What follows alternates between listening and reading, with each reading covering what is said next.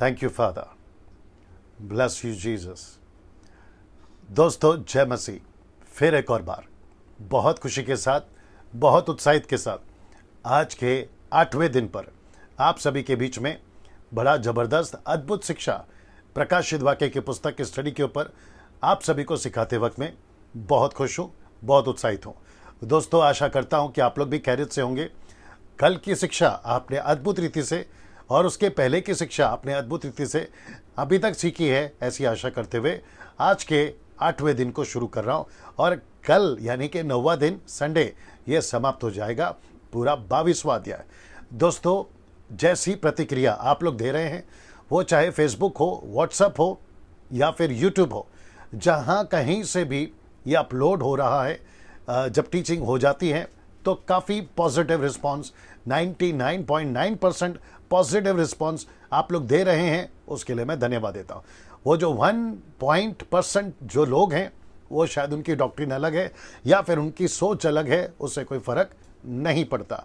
लेकिन साथ ही साथ एक और खुशी की बात आज ये हुई कि YouTube पर कम से कम 80,000 सब्सक्राइबर्स आज जो है पूरे हो चुके हैं, जिसके लिए मैं सिर्फ और सिर्फ परमेश्वर का धन्यवाद देता हूँ। और साथ ही साथ अभी जितने YouTube पर देख रहे हैं, आप सभी का बहुत धन्यवाद।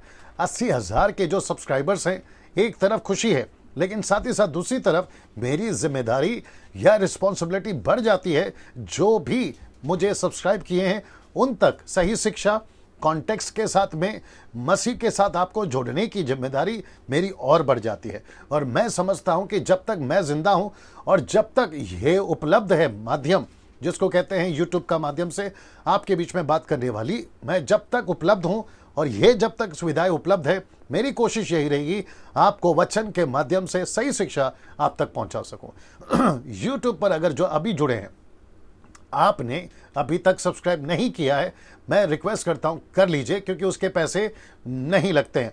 आपको सिर्फ आइकन बेल प्रेस करना है, दैट्स इट, और आप मेरे साथ में मेरे सब्सक्राइबर्स बन जाओगे। और मैं जब भी ऐसी कोई शिक्षाएं जो कि मेरे प्रीवियस जो पिछली शिक्षाएं हैं उससे आप प्रभावित हुए, ऐसा मैं आशा करता हूं, वो ऐसी और भी कई शिक्षाएं आप सब तक जब पहुंचाऊंगा तो उसकी नोटिफिकेशन यूट्यूब वाले आप तक भेजते रहेंगे। फेसबुक से बात करूंगा, जो अभी जुड़ रहे हैं, कितने लोग जुड़ गए हैं, आप सभी से मैं जो है बात कर रहा हूं कि आप लोग भी जब जुड़ रहे हैं, आप लोग बड़ी तादाद में जुड़ रहे हैं, उसके लिए मैं परमेश्वर का धन्यवाद देता हूं। और साथ ही साथ में आप फ्रेंड रिक्वेस्ट नहीं भेजें, क्योंकि वो लिस्ट पूरी हो चुकी है। मुझे काफ़ी लोग फ्रेंड रिक्वेस्ट भेज रहे हैं, उसकी मालूमात पड़ी है, बट मैं रिक्वेस्ट करता हूं कि ऐसा ना करें, क्योंकि कोई मतलब नहीं होगा। आप मेरे पेज को लाइक करना शुरू करें। जैसे आप पेज को लाइक करोगे ना, तो आप ऑटोमेटिकली मेरे साथ में जुड़ जाओगे, ये उसका मतलब है, ठीक है ना। साथ ही साथ 2-3 चीज़ें जल्दी से कर लेते हैं। आज कम से कम 3 चैप्टर बहुत अद्भुत, अभी तक अद्भुत रहा है, आज भी रहेगा, वो सभी आपके बीच में रखने जा रहा हूँ। आवाज़ ठीक है? नीचे टाइप कर दें। अभी तक जो दिखा रहा हूँ, जो आपके स्क्रीन पे दिख रहा होगा, वो ठीक से दिख रहा है, वो टाइप कर दें। साथ ही साथ में जो कमेंट्स बॉक्स पे आप लोग जो भी आते हैं, मैं रिक्वेस्ट करता हूँ कि उसको साफ रखें, उल्टा सीधा कोई भी कमेंट्स ना करें। कुछ लोग हैं जो कर रहे हैं, और जिसके चलते जो क्षमा करें, जो फेसबुक के जो भी अथॉरिटी पर्सन्स हैं या जो भी साइबर क्राइम के जो लोग हैं जो फेसबुक को ध्यान रखते हैं, उन्होंने मेरे पेज को थोड़ा सा ऑब्जर्व किया है कि कुछ लोगों ने नेगेटिव एक्टिविटीज़ मेरे पेज पर करी है, जिसकी मालूमात मुझे दी गई है, और जिसके चलते मुझे लगता है कि संडे तक ऐसी कुछ बातें हैं जिसको वो सुधार रहे हैं, और जिसके चलते मुझे मेरे पेज का जो पासवर्ड है वो चेंज करने के लिए कहा गया।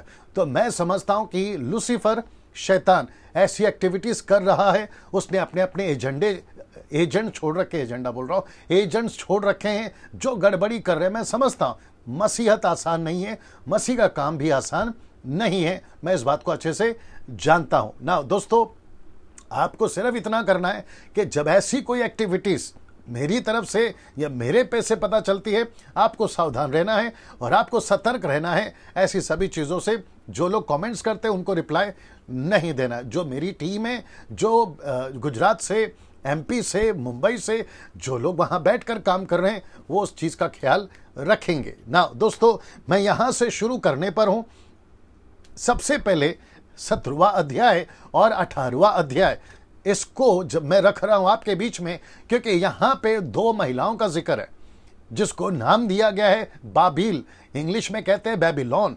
तो ये जो अध्याय है, मैं इसके ना तो बहुत डेप्थ में गया हूं, जिसको कहते हैं बहुत डीप नहीं गया, और ना ही बहुत ऊपर ऊपर गया हूं। हालांकि ये जो 2 चैप्टर्स हैं, इसके ऊपर बहुत कुछ बात कर सकते हैं। ओल्ड टेस्टमेंट से बहुत सारी बातें कर सकते हैं, इनके जो कंटेन हैं या फिर इसकी जो पास्ट भूमि है उसको लेकर बात कर सकते हैं, लेकिन वो सब नहीं रखा हूं क्योंकि 1.5 घंटे में मुझे दिक्कत हो जाती है 3 चैप्टर पे बात करना। और जैसे मैंने 7 दिन कहा था, 2 दिन मैंने और बढ़ा दिया, आज का 8वां दिन है और कल मुझे इसको समाप्त करना है। लेकिन साथ ही साथ याद रखिए, मैंने कहा था यूट्यूब पर मैं एक एक सब्जेक्ट के ऊपर बहुत ही डिटेल में बारीकी से जो है वीडियो बनाता रहूंगा, ये अलग विषय है। चलिए दोस्तों, यहां से शुरू कर रहा हूं। अगर आप लोग सब तैयार हैं, मैं यहां से शुरू कर रहा हूं। अभी कितने लोग जुड़ गए हैं? 594। ओके, तो कम से कम 600 के आसपास लोग जुड़ चुके हैं और मुझे लगता है कि अब यहां से मुझे शुरू हो जाना चाहिए। तो दोस्तों, यहां पे 17वां अध्याय, जी ये लगा लीजिए, ऑन कर लीजिए जी, 17वां अध्याय आपके बीच में रखने जा रहा हूं। दोस्तों, सबसे पहले मैं चाहता हूं कि आप ये देख लें, ये वाला लाइन जी आपको समझना बहुत जरूरी है, जो कि मैंने लिखा है कि सबसे पहले आपको जानना जरूरी है कि पूरे बाइबल में, जी दोस्तों, पूरे बाइबल में 3 तरह की कलीसिया है। कितनी? 3 तरह की।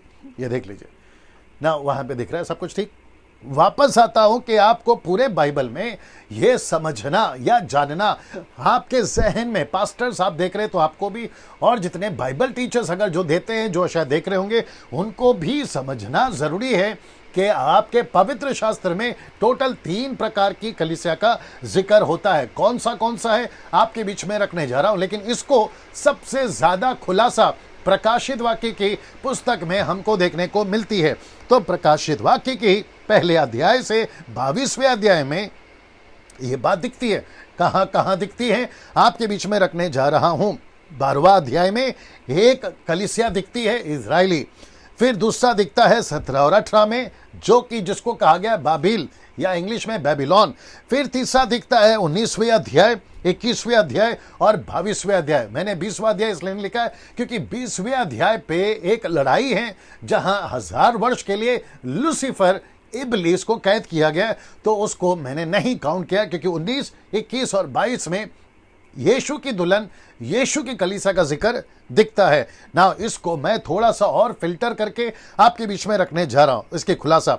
तो पहला है जिसको कहते हैं इजरायली कलीसिया, जो कि ओल्ड टेस्टमेंट से चलती आ रही है, जिसको हम यहूदी की कलीसिया भी बोल सकते हैं, ओल्ड टेस्टमेंट की कलीसिया बोल सकते हैं, मैसेनिक कलीसिया बोल सकते हैं, और साथ ही साथ में ये वो कलीसिया है जो लूसीफर, एंटी क्राइस्ट और फॉल्स टीचिंग के टाइम पे या फॉल्स प्रॉफिट के टाइम पे ये कलीसिया जिसको बहुत सताया जाएगा, ऐसे टाइम पे ये कलीसिया जो होगी, जिसको 1,44,000 भी चलाएंगे, जिसके बीच में 2 गवाह आएंगे। मैं आपको सब कुछ बता चुका। तो ये हो गया पहली कलीसिया। अब बात करते हैं दूसरी कलीसिया, ये है बाबिल या बेबीलोन। ये है वो कलीसिया जिसकी अभी 17 और 18 अध्याय में हम जिक्र करेंगे। लेकिन ये रहा तीसरा कलीसिया, जिसको कहते हैं यीशु की कलीसिया। यीशु की कलीसिया से मतलब है यीशु की दुल्हन। यीशु की कलीसिया मतलब यीशु की दुल्हन। तो पहला हुआ इजरायली कलीसिया, दूसरा हुआ बाबिल की कलीसिया, तीसरा हुआ यीशु की कलीसिया। इसका जिक्र आप लोग जो है अभी यहां पर देख सकते हैं। थोड़ा सा फास्ट कर लीजिए ना। दोस्तों, अब बात करते हैं प्रकाशित वाक्य 17वें अध्याय के या 17वें अध्याय पे, जो कि अब यहां से 17वां अध्याय शुरू होता है, फिर 18, फिर 19 ना। बहुत इंटरेस्टिंग है, साथ में बने रहें। और जो लोग लेट जुड़े हैं, शुरुआत की जो इंट्रोडक्शन है आपने नहीं सुनी, उसको आप लोग फिर से सुन लेना जब ये वीडियो अपलोड हो जाएगा तब ना। दोस्तों, यहां से शुरू करते हैं। अध्याय 17 और 18 में जो कलीसिया है वो एक ही है। मेरा कलीसिया से मतलब है बाबिल, मेरा मतलब है बेबीलोन, यानी कि जिसको हम लोग कह सकते हैं सिटी वुमेन, शहर की औरत। ये कौन है, इसका चर्चा क्या है, इसकी खुलासा क्या है? मैं वापस कहता हूं, बहुत डेप्थ में नहीं जा रहा हूं, जा सकता हूं, बहुत हल्के में भी नहीं जा रहा हूं। तो बिल्कुल जो बीच का बैलेंस होता है ना, वैसी स्टडी आपके लिए दे रहा हूं ना। 17, 18, 18वां जो अध्याय है उसमें जो औरत का जिक्र है, ये जो कलीसिया जिसको कहते हैं, मैं बताऊंगा कौन सी कलीसिया, अभी बता चुका हूं, वापस बताऊंगा, वो एक ही है। वापस कहता हूं, 17 और 18 का जो दृश्य है यूहन्ना ने देखा वो एक ही है ना। अब आप लोग सोच रहे होंगे पास्टर डैनियल फिर 17-18 का जिक्र क्यों है? बहुत ध्यान से सुनिए, ये जो 17-18 का जिक्र है ना, ये 16वीं सदी में आया। हाँ, आप नहीं समझे शायद, वापस समझाता हूं। क्योंकि 16वीं सदी में जब ट्रांसलेशंस बटने शुरू हो गए, इंग्लिश हो बाकी ट्रांसलेशंस हो जो 18th सेंचुरी में आई है भारत के लिए, लेकिन उसके पहले जो ओरिजिनल मैन्युस्क्रिप्ट जिसको कहते हैं जो पहली लिखाई थी ना, तो वहां पे चैप्टर वाइज नहीं होता था, वर्ड्स वाइज नहीं होता था। जैसे आज हमको निकालना है तो हम कहते हैं बुक, फिर हम कहते हैं चैप्टर, फिर हम कहते हैं वर्सेस। तो ऐसे जब ओरिजिनल मैन्युस्क्रिप्ट लिखा गया था तब ऐसा नहीं था। तो वो जो भी लिखते थे एक साथ लिखते थे। जैसे आज आप लोग लेटर लिखते हो तो एक साथ लिखते हो, मैसेज भेजते तो एक साथ लिखते हो, न्यूज़पेपर जब छपता है तो एक साथ छपता है, ठीक है ना। वैसे ही 17-18 का चक्कर आज 16वीं सदी के बाद से आया, उसके पहले नहीं था। तो इसको हम एक साथ देखेंगे जिसको यूहन्ना ने जिक्र किया है। होप यू अंडरस्टूड और आप समझ गए होंगे ना। इसको देखिए, बस 2 तरीके से ये कलीसिया जो है अलग अलग तरीके से काम कर रही है। ये देखते हैं वो 2 तरीका कौन सा है। सबसे पहला रिलीजियस तरीके से और दूसरा है कमर्शियल तरीके से। अब आप लोग समझ गए होंगे रिलीजियस तरीका, कमर्शियल तरीका, दोनों का अर्थ आप लोग समझ गए होंगे। ये है संसारिक, ये है आत्मिक। तो 17वां अध्याय की और 18वें अध्याय की जो औरत है जिसको वेश्या कहा गया है, प्रोस्टिट्यूट कहा गया है, वो जो कलीसिया जो कि सांसारिक तौर पे है, आपको याद होगा कि एक बकरा निकला था जिसके 2 सिंग थे। ये फॉल्स प्रॉफिट है और इसके भी 2 सिंग थे, मैंने आपको जिक्र करा था। एक है लूसीफर के लिए और दूसरा है संसार के लिए। संसार के तरीके से मतलब आत्मिक हो गया, लूसीफर के तरीके से मतलब दुष्टता का हो गया। उसका जिक्र मैं कर चुका हूं, इसका आपको जो है कनेक्शन वहां पर जोड़ रहा हूं। एंटी क्राइस्ट के लिए कमर्शियल हुआ और फॉल्स प्रॉफिट के लिए क्या हो गया, रिलीजियस हो गया। सो ये आप लोग, आप इतने से बातों से तो समझ में आ ही गया होगा ना। बाइबल में बेबीलोन हमेशा दिक्कत ही रहा है। तो उत्पत्ति के 9वें अध्याय से फिर 10, फिर 11वां अध्याय, ऐसे करते करते एक ऐसे कैरेक्टर का नाम आता है जिसका नाम है निम्रोद। वो व्यक्ति, ऐसा लिखा है, शूरवीर था, ऐसा लिखा है बड़ा खिलाड़ी था, ऐसा लिखा है कि पराक्रमी था। उस वक्त में पूरे यूनिवर्स में, मतलब पूरी पृथ्वी पे अगर कोई स्ट्रांग व्यक्ति था तो वो था निम्रोद। और ऐसा लिखा है उसके बारे में, उत्पत्ति 9, 10, 11, अगर आप तीनों चैप्टर पढ़ोगे, ऐसा लिखा है उसके बारे में कि वो पृथ्वी पर परमेश्वर की नजर में लड़ाकू था। ऐसा लिखा है वो लड़ाकू था, मतलब वो शूरवीर था और साथ ही साथ शिकारी था। लेकिन किसका शिकार करता था? एक तो जानवर का और दूसरा इंसानों का। इसकी हिस्ट्री अगर आप जाओगे, जैसे मैं वापस कह रहा हूं, मैं बहुत डेप्थ में जा सकता था, नहीं गया। तो इसका मतलब है कि बेबीलोन बाइबल के टाइम से, उत्पत्ति से प्रकाशित वक्त के टाइम में ये हमेशा दिक्कत रहा है। कौन? बेबीलोन। दानियल से पूछोगे तो दिक्कत रहा है, ओल्ड टेस्टमेंट में पूछोगे तो दिक्कत रहा है। पतरस के पास में जब मिनिस्ट्री थी, पहला पतरस 5:13, अगर आप पढ़ लोगे तो देख लीजिएगा, वहां पर भी बेबीलोन का जिक्र है। वो जहां से चर्च चलाता था वो बेबीलोन का जिक्र है, उसने भी किया है। तो इसका मतलब है कि बेबीलोन जहां मूर्ति पूजा का केंद्र है, व्यभिचार का केंद्र है और उल्टे सीधे हरकतों का केंद्र है, जो आपके बीच में रख रहा हूं, मूर्ति पूजा हो या परमेश्वर के लोगों को भटकाने की बात हो। आपको ये टावर याद होगा जहां भाषाओं में गड़बड़ी करके परमेश्वर ने अलग अलग कर दिया। तो इसका मतलब है कि बेबीलोन बाइबल में हमेशा दिक्कत का कारण रहा है ना। 17 और 18 अध्याय का दर्शन जो यूहन्ना ने देखा, वो चर्च को वेश्या कहा उसने। ये देखिए जी, वापस आता हूं, वेश्या का इसका मतलब क्या है, इसको कुछ सेकंड रख रहा हूं जी। उसने उसको वेश्या क्यों कहा ना? लिखा है वेश्या कहा, ना कि व्यभिचारी। तो फर्क क्या है वेश्या में और व्यभिचार में? प्रोस्टिट्यूट में और अडल्ट्री में फर्क क्या है, ये आपको समझना होगा। तो वेश्या का मतलब है ये शादीशुदा नहीं होती।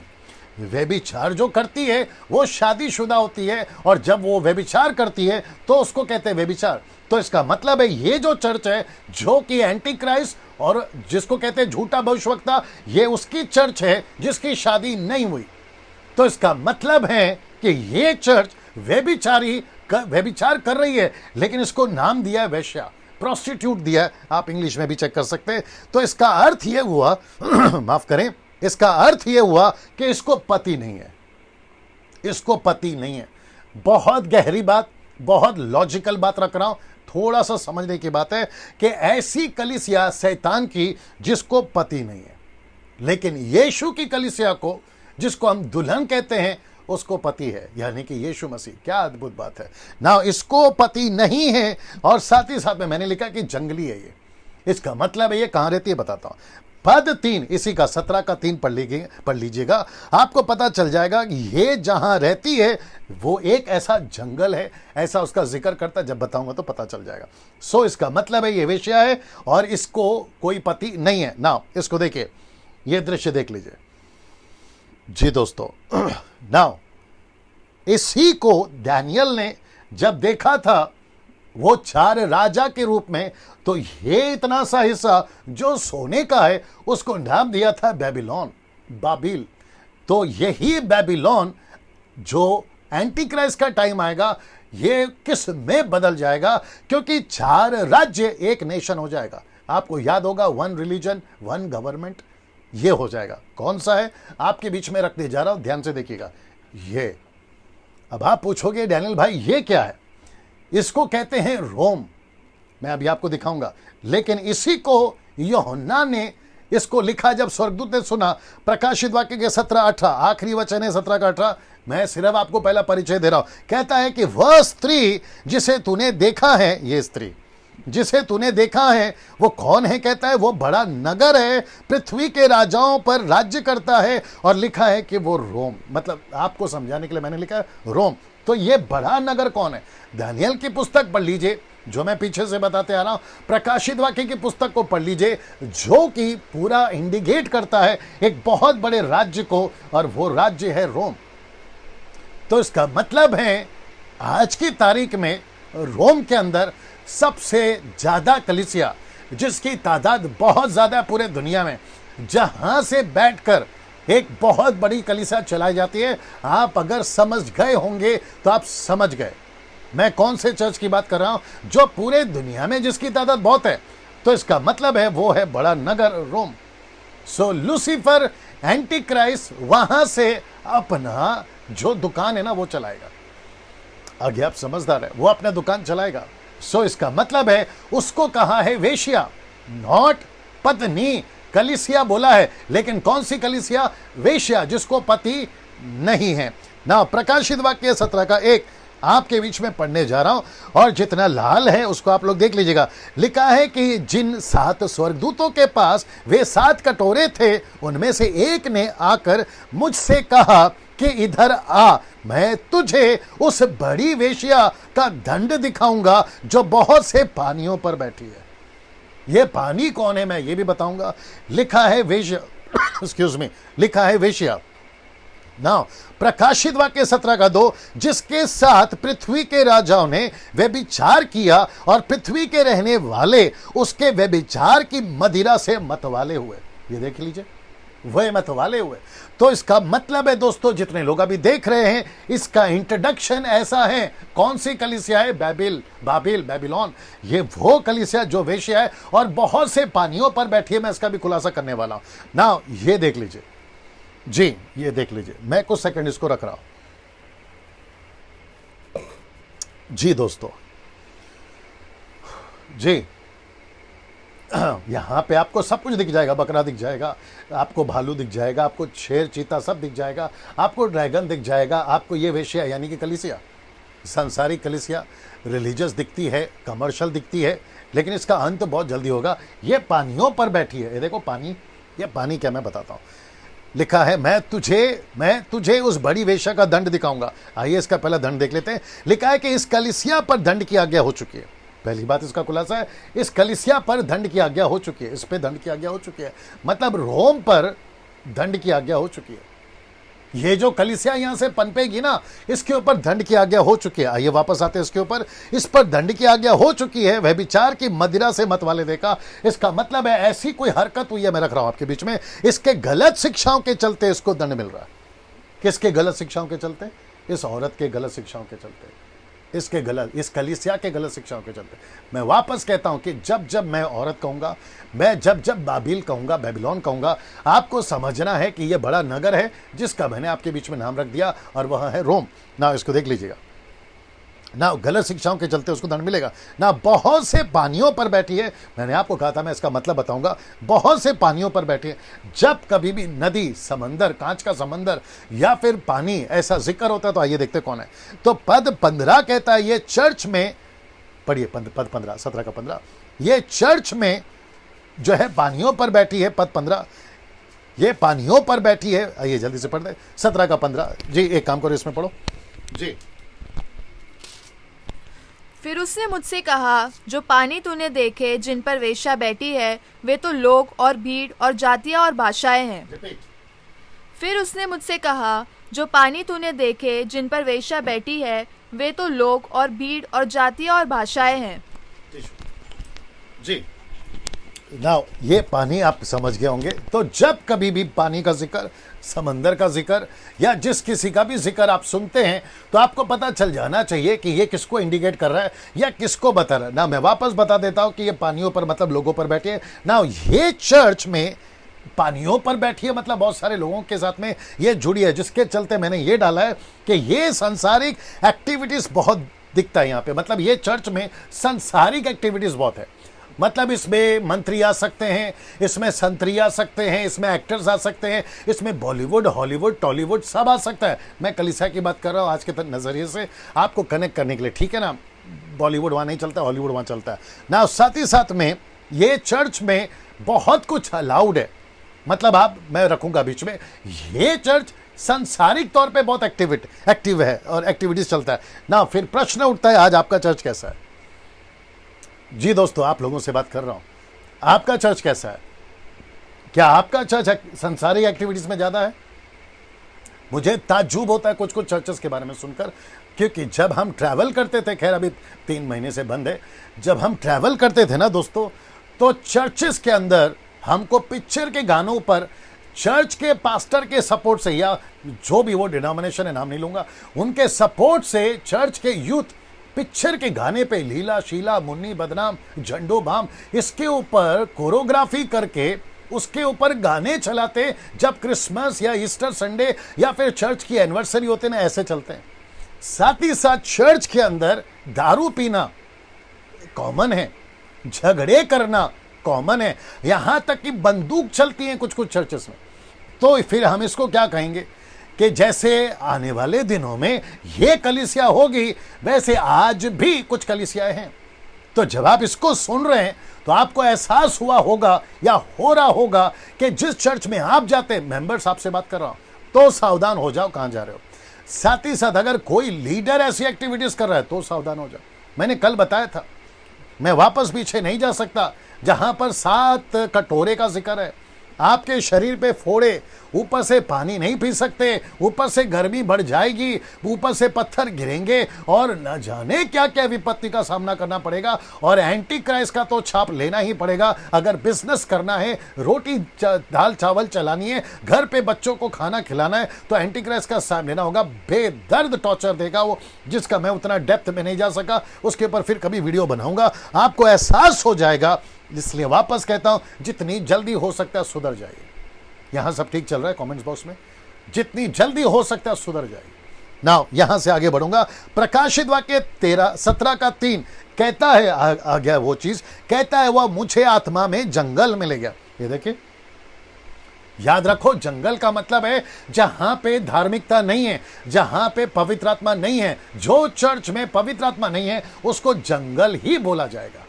जी, फिर कहते हैं मैंने किरमिजी रंग के पशु पर, ये किरमिजी कौन है मैं बताऊंगा, ये किरमिजी रंग के पशु पर और निंदा के नामों से छिपा हुआ था, जिसके 7 सिर और 10 सिंग थे, एक स्त्री को बैठे हुए देखा। किसके ऊपर बैठी है कलीसिया? किसके ऊपर बैठी है बेबीलोन? एक ऐसे पशु पे जिसको कहते हैं एंटी क्राइस्ट, इसलिए ये डाला एंटी क्राइस्ट ना। इसको देखिए, ये देख लीजिए जी। इसका मतलब है कि अंत की कलीसिया जो पृथ्वी पर रहेगी, जो यीशु की कलीसिया नहीं है, उसका मालिक, उसका बॉस कौन है? ये एंटी क्राइस्ट। इसलिए कहा था कि वो जो है ना, वो खुद को कहती है कि मैं रानी हूं, मैं जिक्र करूंगा उसका, मतलब है वो वेश्या, वो किसी की नहीं है, लेकिन उसने अपने पति कर ली इसको, जिसको कहते हैं लूसीफर, जिसको कहते हैं फॉल्स टीचर ना। ये कलीसिया दो जगहों पर बैठी हुई आपको दिखती है। एक है बहुत से पानियों पर, मैं आपको उसका डिस्क्रिप्शन दे चुका हूं, खुलासा दे चुका हूं पद 1 के अनुसार। दूसरा एंटी क्राइस्ट पर पद 3 के अनुसार।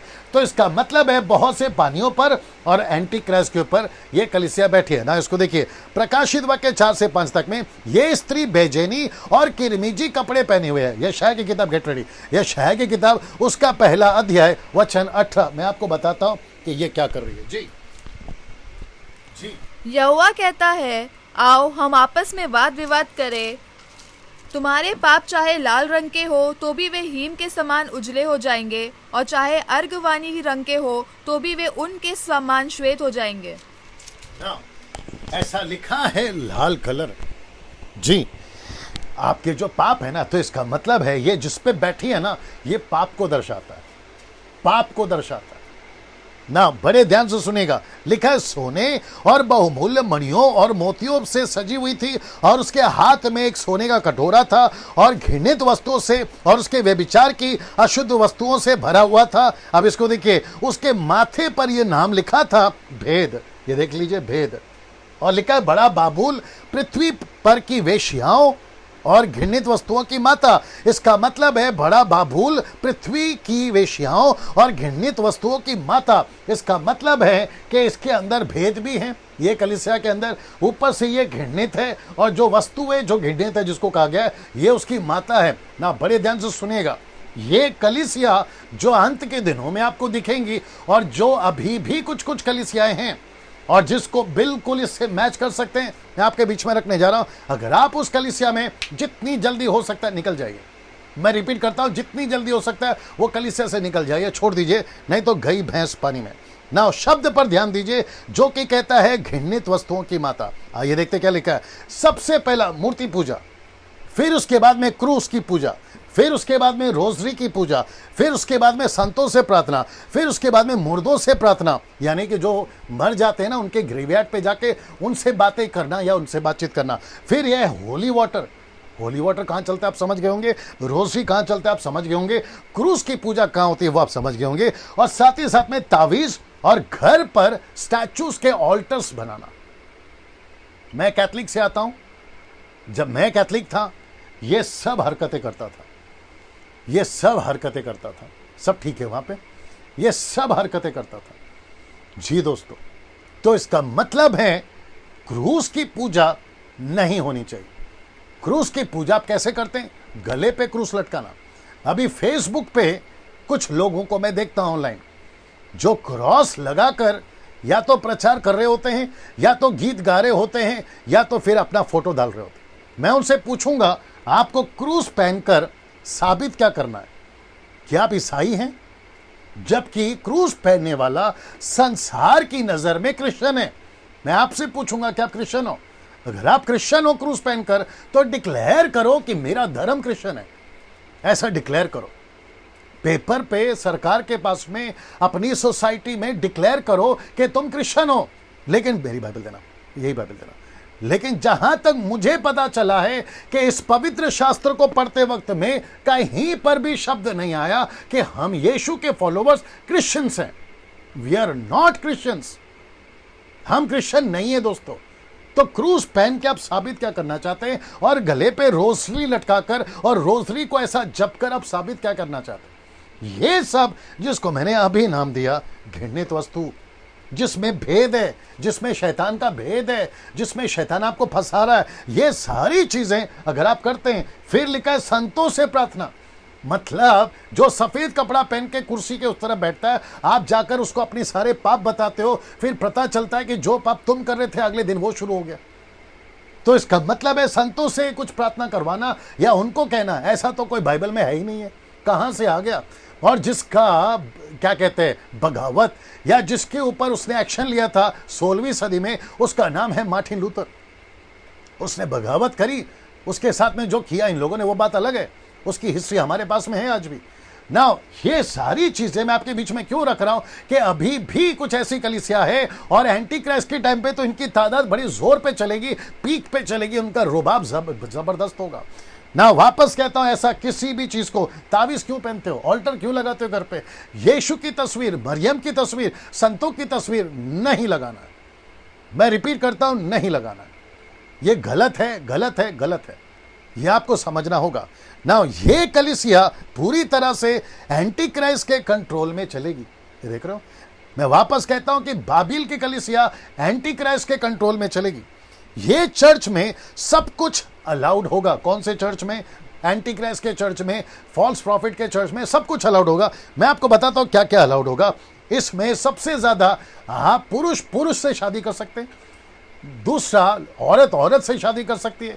आप जैसे चाहो वैसे रह सकते हो, बिना शादी किए भी, जिसको कहते हैं लिविंग रिलेशनशिप, उसमें भी रह सकते हो। आप दारू पी सकते हो, आप पाप कर सकते हो, एक्स्ट्रा मैरिटल अफेयर रख सकते हो, एक नहीं दो शादियां कर सकते हो, जिसके लिए पौलुस ने भी डांट लगाई है। ये सब कुछ अलाउड होगा आपके एंटी क्राइस्ट के चर्च में, और जिसकी झलक आज भी दिखती है। मैं रिपीट करता हूं कि जिसकी झलक आज भी दिखती है, ऐसी कलीसियाएं आज भी हैं वर्तमान में।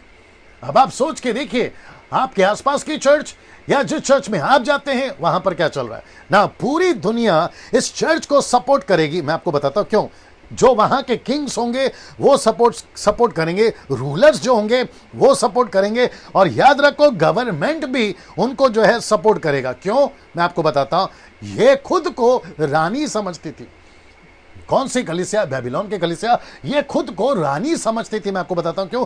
रानी से मेरा मतलब है शादीशुदा। इसका वचन है, मैं बताता हूं कहां लिखा है। प्रकाशित वाक्य 8:18 का 7 कहता है, क्योंकि वह अपने मन में कहती थी मैं रानी हो बैठी हूं। ये देखो, इसका मतलब है इसने खुद को डिक्लेयर कर दिया था कि मेरा एक पति है, और वो पति का नाम क्या है? लूसीफर। वो पति का नाम क्या? Anti Christ. ये उसकी पत्नी हो चुकी थी, रानी बन बैठी थी। विधवा नहीं हूं, शोक में कभी ना पड़ूंगी, मैं विधवा थोड़ी हूं, मैं तो रानी हूं। तो इसका एंटी क्राइस्ट, आत्मिक बात चल रहा है, इसका एंटी क्राइस्ट इस बड़े नगर का पति एंटी क्राइस्ट है। याद रखो, मैं जब भी बात कर रहा हूं तो आपको एक पिक्चर दिमाग में आ जाना चाहिए। ये बड़ा नगर है, नगर का नाम बता चुका हूं। याद रहे, ये चर्च कौन सा है? कौन सा चर्च है? मैं आपको बताता हूं। ये वन गवर्नमेंट और वन रिलीजन चर्च है, जिसको कहते हैं one government and one religion. तो ये ऐसा पूरे विश्व में, मैं आपको बता चुका 13वें अध्याय में, आपका कोई भी रिलीजन हो, आप किसी भी धर्म से आते हो, उस वक्त में एंटी क्राइस्ट के टाइम पे, उस वक्त में न्यूज वाले डिक्लेयर कर देंगे अब कोई धर्म नहीं है पृथ्वी पे, एक ही धर्म है, और वह है one government and one religion. Economic भी वन हो जाएगा, एक हो जाएगा सबका।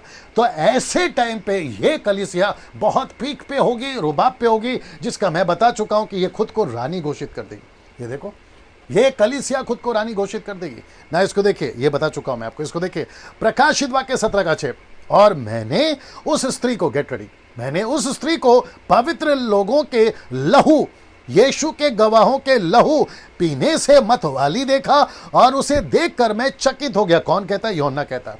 मैं पिक्चर दिखा रहा हूं आपको, ये देख लीजिए। ये आप देख रहे हैं जी जी। अब ये किसका लहू पी रही है? ये किसका लहू पी रही है? पवित्र लोगों का, यानी मूसा के टाइम की बात हो रही है, यानी कि यहूदी इजरायली 1,44,000 के टाइम की मिनिस्ट्री, और साथ ही साथ यीशु के गवाहों के लहू, यानी कि अन्य जाति की कलीसिया, यानी कि आप और मैं। तो ये उसका लहू पीते हुए वचन इसको बारे में बताता है। कुछ चीजें आपके बीच में रख रहा हूं। पद 7 से 18 स्वर्गदूत इन सब का खुलासा दे रहा है। प्रकाशित वाक्य 17वें अध्याय का ना, वचन 17, क्षमा करें, अध्याय 17, 16 के बाद से अध्याय 17, अध्याय 18, फिर उसके बाद 19, आज बात करूंगा, फिर बचा 21, 20, 21, 22, टोटल 6 चैप्टर्स। ये खुद ही खुलासा है। मुझे इन कम से कम 6 चैप्टरों पे ज्यादा जो है संघर्ष नहीं करना पड़ा। ये खुद ही बात कर रहा है कि कौन क्या क्या है, इनके कैरेक्टर्स क्या क्या है। तो यहां से मेरी लड़की पढ़ेगी, आप लोग बड़े ध्यान से सुनिएगा, ये कैरेक्टर्स क्या हैं। आइए सुनते हैं जी।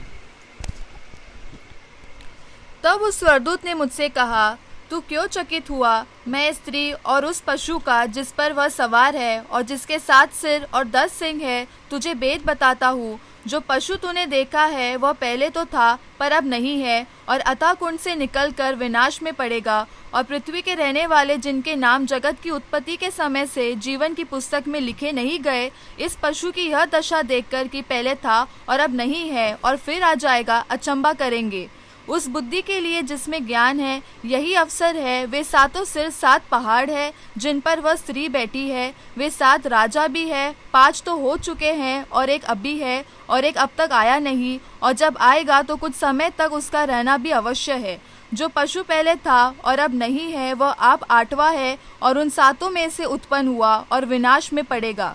जो 10 सिंह तूने देखे वे 10 राजा है जिन्होंने अब तक राज्य नहीं पाया, पर उस पशु के साथ घड़ी भर के लिए राजाओं का सा अधिकार पाएंगे। ये सब एक मन होंगे और वे अपनी अपनी सामर्थ और अधिकार उस पशु को देंगे। वे मेमने से लड़ेंगे और मेमना उन पर जय पाएगा, क्योंकि वह प्रभुओं का प्रभु और राजाओं का राजा है। और जो बुलाए हुए और चुने हुए और विश्वासी है वे उसके साथ है, वे भी जय पाएंगे।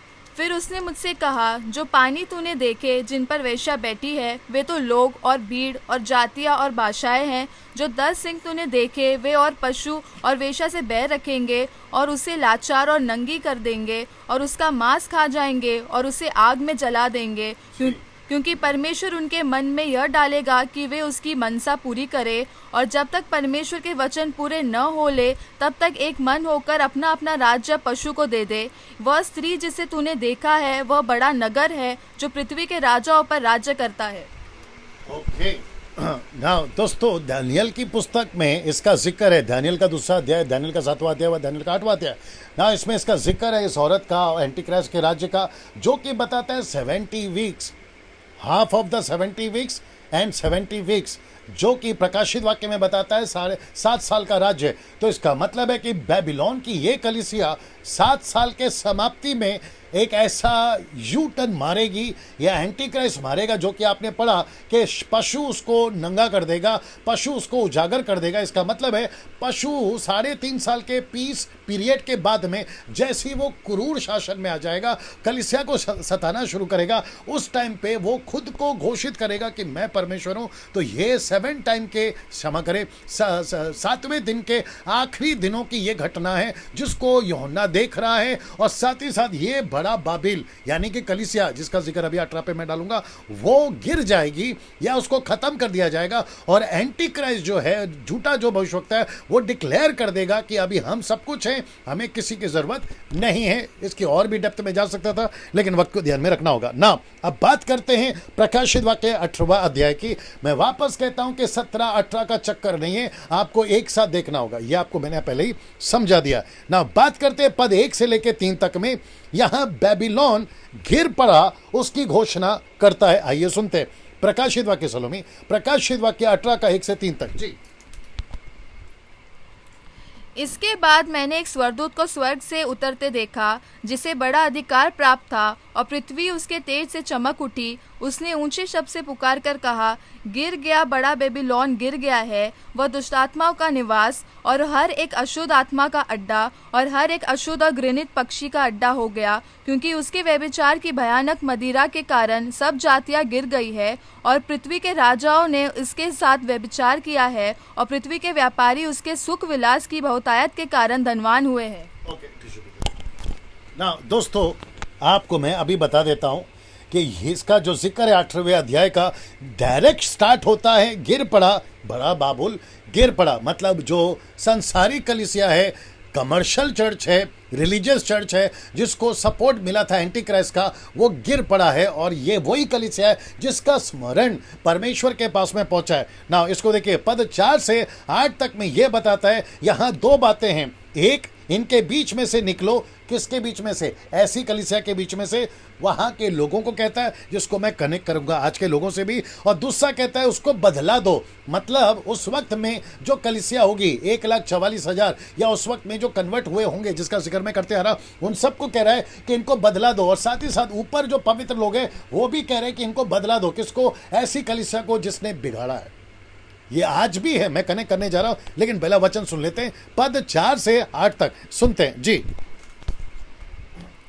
फिर मैंने स्वर से एक और शब्द सुना हे मेरे लोगों, उसमें से निकल आओ कि तुम उसके पापों में भागी न हो और उसकी विपत्तियों में से कोई तुम पर आ न पड़े, क्योंकि उसके पापों का ढेर स्वर्ग तक पहुंच गया है और उसके अधर्म परमेश्वर का स्मरण आए है। जैसा उसने तुम्हें दिया है वैसा ही उसको दो और उसके कामों के अनुसार उसे 2 गुना बदला दो।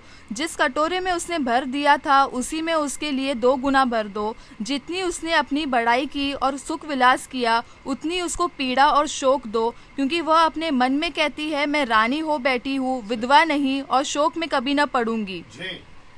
इस कारण एक ही दिन में उस पर विपत्तियां आ पड़ेगी, अर्थात मृत्यु और शोक और अकाल, और वह आग में भस्म कर दी जाएगी, क्योंकि उसका न्याय प्रभु परमेश्वर शक्तिमान है। ओके नाउ दोस्तों, यहाँ पे 2 चीज सीखेंगे। एक है उनके बीच में से निकलो और दूसरा है उसको बदला दो। और याद रखो, जब आप सुन रहे थे, लड़की पढ़ रही थी, परमेश्वर के पास में इसकी कंप्लेंट पहुंची है। परमेश्वर ने इसको ध्यान में रख लिया था और आज भी ऐसी बहुत सारी कलीसियाएं हैं जिसको परमेश्वर अपने ध्यान में रख रहा है। मैं वापस कहता हूं, नाम तो मैं नहीं ले रहा हूं, अगर ले भी रहा हूं तो उसके पीछे मकसद अलग होता है। आप जो भी चर्च की कलीसिया हो, आपका डिनोमिनेशन जैसा भी हो, अगर ठीक है तो ठीक है, अगर उल्टा सीधा हरकत करोगे तो परमेश्वर के नजर में आ जाएगा।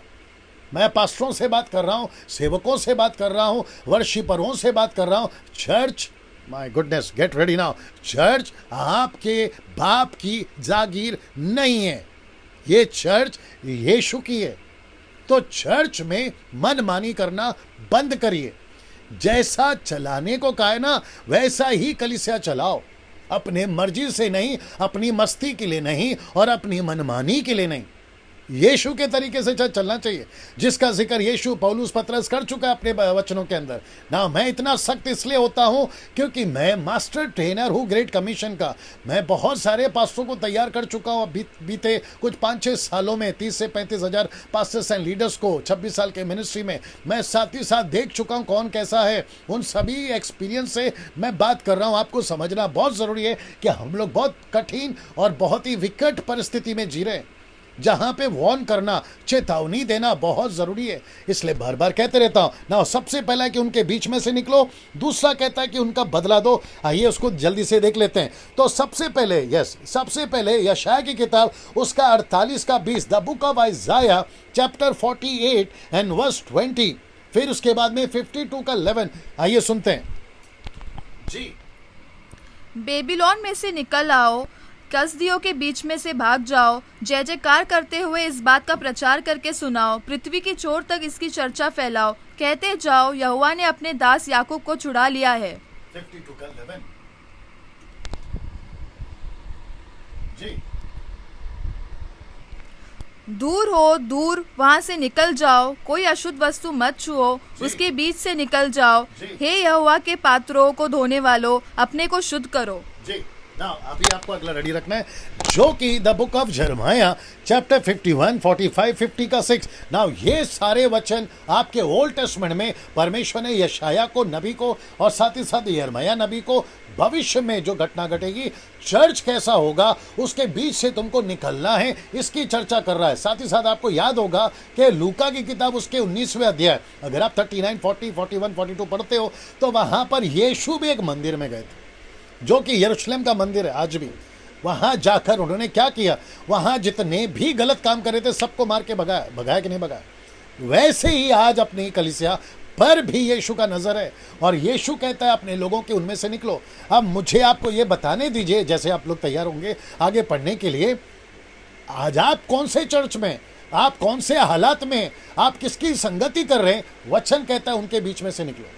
ये स्टडी प्रकाशित वाक्य की पुस्तक में आपको ये सब मसाला मिल रहा है कि उनके बीच में से निकलो। आइए पढ़ते यिर्मयाह 51 का 45 जी।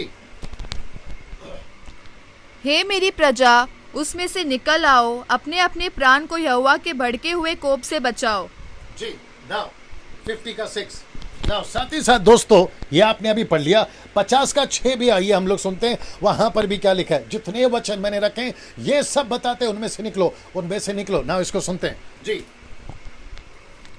मेरी प्रजा खोई हुई भेड़े है, उनके चरवाहों ने उनको भटका दिया और पहाड़ों पर भटकाया है। वे पहाड़ पहाड़ और पहाड़ी पहाड़ी घूमते घूमते अपने बैठने के स्थान को भूल गई है जी। दोस्तों आपने अभी सुना, किसने उनको भटकाया? चरवाओं ने, ऐसे लीडर्स ने, आज भी हैं ऐसे लीडर्स। मैं बता रहा हूँ ना, 2 Corinthians 6:17, द 2 Corinthians chapter 6:17, आइए उसको भी सुनते हैं क्या कहता है। जी जी, इसलिए प्रभु कहता है, उनके बीच में से निकलो और अलग रहो और अशुद्ध वस्तुओं को मत छुओ, तो मैं तुम्हें ग्रहण करूंगा। ना ऐसा नहीं लगता है दोस्तों, यहाँ पे रिपीट टेलीकास्ट हो रहा है। मतलब जो कुछ यहाँ लिखा है वही वचन परमेश्वर ने अपने दास पौलुस को भी बताया कुरिन्थियों की कलीसिया के लिए कि उनके बीच में से निकलो, अशुद्ध वस्तुओं को मत छुओ। ये लिखा है, इसका जिक्र पौलुस खुद कर रहा है ना। ये जो वचन है 1 Corinthians 5:9, आइए इसको देखते हैं। पौलुस खूब डांट लगा रहा है, मैं जब तक नहीं बोलूंगा पढ़ते रहना। जी जी, 1 Corinthians chapter 5 verse 9, मैंने अपनी पत्री में तुम्हें लिखा है कि व्यभिचारियों की संगति न करना। यह नहीं कि तुम बिल्कुल इस जगत के व्यभिचारियों या लोभियों या अंधेर करने वालों या मूर्ति पूजकों की संगति न करो, क्योंकि इस दशा में तो तुम्हें जगत में से निकल जाना ही पड़ता।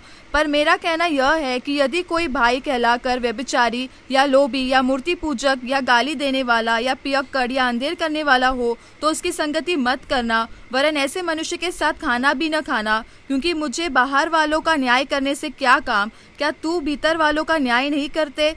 परंतु बाहर वालों का न्याय परमेश्वर करता है। इसलिए उस कुकर्मी को अपने बीच में से निकाल दो। ये कौन है जिसको निकाल दो? फिर कहता है कि उनके बीच में से निकल जाओ। इसका मतलब है कि अंत के दिनों के विश्वासियों, आपको कैसे रहना है, आप इसमें से सीख रहे हैं। बात किसकी हो रही है? एक ऐसी वेश्या की जिसको कहते हैं कलीसिया, बेबीलोन की कलीसिया। आज भी ऐसी कुछ हरकतें हो रही है उनके चर्चों में। आज की बात कर रहा हूँ, उनके चर्चों में फिल्में देखना, वर्ल्डली थिंग्स, मतलब सांसारिक बातें उनके चर्चों में बहुत हैं। उल्टे सीधे हरकतें बहुत हैं। तो इसका मतलब है ना, फिल्मी का मेरा मतलब है, हाँ, बड़े ध्यान से सुनना, एक बार जब तुम संसार से निकलकर प्रभु में आ जाते हो, मेरा प्रश्न है आप थिएटर कैसे जा सकते हो? और वो भी 3-3 घंटा। मैं बीच में बता रहा था, कभी एक प्रचार कर रहा था, उसमें बता रहा था कि जब तुम जाते हो हीरो बनकर, थिएटर में जब जाते हो ना हीरो बनकर, जब बाहर निकलते हो तो सुअर बनकर। ये होती है आपकी परिस्थिति। अच्छा, मेरा और एक प्रश्न है, जब हम आत्मिक हैं, संसारिक नहीं हैं, तो फिर संसारिक चीजें चर्च में क्यों ला रहे हो? कुछ लोग, सेवकों की भी बात कर रहा हूं, कुछ लोग चर्च में सेवक होकर पॉलिटिशियन ज्वाइन कर रहे हैं। कोई बीजेपी का लीडर बन रहा है, कोई कांग्रेस का लीडर बन रहा है, कोई समाजवादी का लीडर बन रहा है, कोई झाड़ू वाले का लीडर बन रहा है, आम आदमी पार्टी।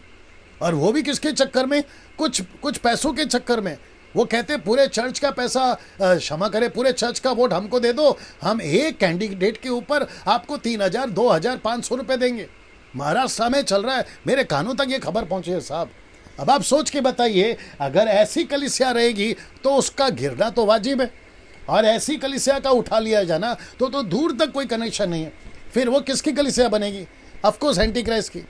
तो अभी आपको, जब मैं प्रचार कर रहा हूं, तो आपको शायद मेरे ऊपर गुस्सा आ रहा होगा, और आपको गुस्सा आना वाजिब है, क्योंकि तुम तो फिर उसके बिरादरी के हो गए। आपको पता है यीशु कैसे डांटता था शास्त्री फरीसियों को? वो ये नहीं कहता था कि तुम्हारी कलीसिया गलत है, वो ये नहीं कहता था कि तुम गलत हो। जानते हो उसने किससे कनेक्ट किया? उसने कहा कि तुम अपने बाप शैतान से हो। Can you believe this? यूहन्ना की किताब 8वां अध्याय की बात कर रहा हूं।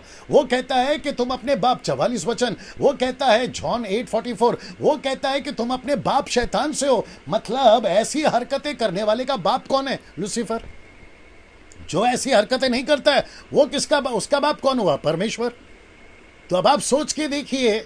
अच्छा, कुछ लोग बोलते हैं डैनियल भाई आप इतना सख्त बात क्यों करते हैं, आप इतना कठोर शब्दों का इस्तेमाल क्यों करते हैं, आप इतना खुलकर बात क्यों करते हैं? यार तुम हरकतें खुलकर कर रहे हो, मैं बात तक नहीं करूं। और फिर कुछ लोग बोलते हैं इसमें आपका क्या प्रॉब्लम है? आपका नहीं, बाप का। यह आपको समझना बहुत जरूरी है। मैं ये सारे टॉपिक पे इसलिए बात करता हूं क्योंकि आंखों देखा कानों सुना देख कर आ रहा हूं, उसके लिए बता रहा हूं। वो चाहे कोई भी सिटी हो, वो चाहे कोई भी कंट्री हो, मैं सबकी बात कर रहा हूं। तो आपको बहुत सावधान रहना है। ऐसी सारी हरकतों से चर्च के अंदर नहीं चलनी चाहिए। ये आपके बीच में रख रहा हूं ना। पद 9 से 19 तक में यहां जिन्होंने बाबिल पर भरोसा रखकर परमेश्वर को त्यागा था वो सब छाती पीटेंगे। मतलब जैसे अभी मैं प्रचार कर रहा था ना, अरे डैनियल भाई हमको तुम्हारा नहीं सुनना है, मत सुनो, फिर छाती पीटोगे। अरे हमको तुम्हारा प्रचार पसंद नहीं है, मत सुनो, हमको जो है उस दिन तुम फिर छाती पीटोगे। अच्छा, एक और चीज़ कनेक्ट कर देता हूँ, अभी ये बीच में आया इसलिए बोल रहा हूँ। हालांकि मेरी कोई बड़ाई नहीं है और मेरा इसमें कोई हाथ नहीं है। मुझे पता चला है कि फेसबुक के ऊपर कुछ 50-60 दिनों से काफ़ी बाहर सी आ गई है सेवकों की, प्रचारकों की, वर्शिपर्स की, म्यूजिशियंस की फेसबुक पर लाइव आने की। हाँ, मैं क्यों बोल रहा हूं मुझे नहीं पता, आपको कनेक्ट कर रहा हूं बस ये बात बोलकर।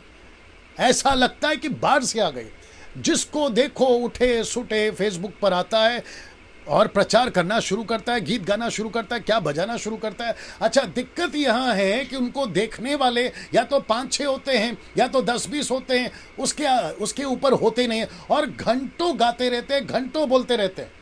अब मुझे नहीं समझ में आता, जब मैं ऐसा प्रचार करता हूं तो मुझे लोग बोलते हैं कि डैनियल भाई ऐसे प्रचार करोगे तो आपको पसंद कौन करेगा। तो फिर मेरे मन में अभी प्रश्न उठ रहा है, फिर ये इतने सारे लोग मुझे देख कैसे रहे, जिनकी तादाद 700, 800, 900, 1K, 2K, 3K, माफ करिए 2K तो नहीं गया, लेकिन 1300, 1200 ऐसे लोग देख रहे हैं। अगर मैं इतना गलत हूं तो फिर मुझे क्यों देख रहे हैं, और आप लोग इतने अच्छे हैं तो फिर 5, 6, 7, 8 की और 20-25 में तुम्हारी खेल क्यों सिमट जाती है भाई। तो वापस कहता हूं, यहां बात डैनियल राज की है ही नहीं, यहां बात है सच्चे वचन की, यहां बात है सच्ची शिक्षा की, यहां बात है सही कॉन्टेक्स्ट की। मैं वो प्रचार कर रहा हूं और मुझे कोई शौक नहीं है, मैं तो आपको पहले ही बता चुका हूं ना, तो मैं पैसे कमा रहा हूं ना मैं आप लोगों से पैसे मांग रहा हूं। यूट्यूब पे आज 80,000 सब्सक्राइबर्स हो गए। अगर मैं उसको कनेक्ट करूं यूट्यूब के जहां से पैसे आते, मैं घर बैठे लाखों रुपए कमा लूंगा हर महीने, जो कि लोग कमा रहे हैं। लेकिन मुफ्त में दिया है, मुफ्त में मिला है, मुफ्त में दो, ये प्रभु का कॉन्सेप्ट है, उसको लेके चल रहा हूं।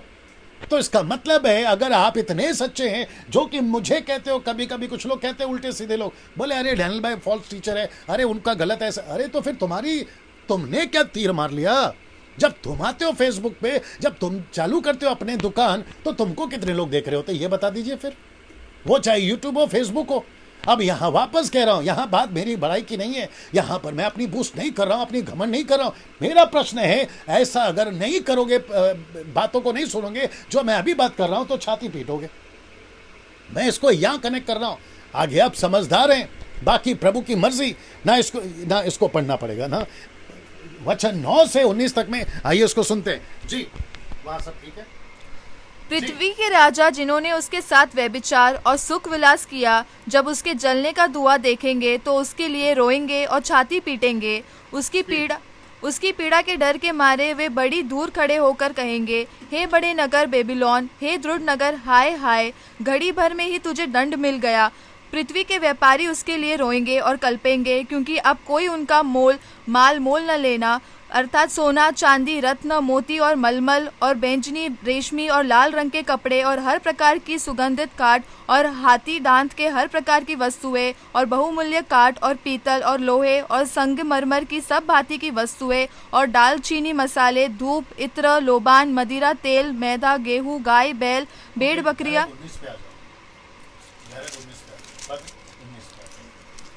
वर्स 19, और अपने अपने सिरों पर धूल डालेंगे और रोते हुए और कलपते हुए चिल्ला कर कहेंगे, हाय हाय, यह बड़ा नगर जिसकी सम्मति के द्वारा समुद्र के सब जहाज वाले धनी हो गए थे, घड़ी भर में ही उजड़ गया।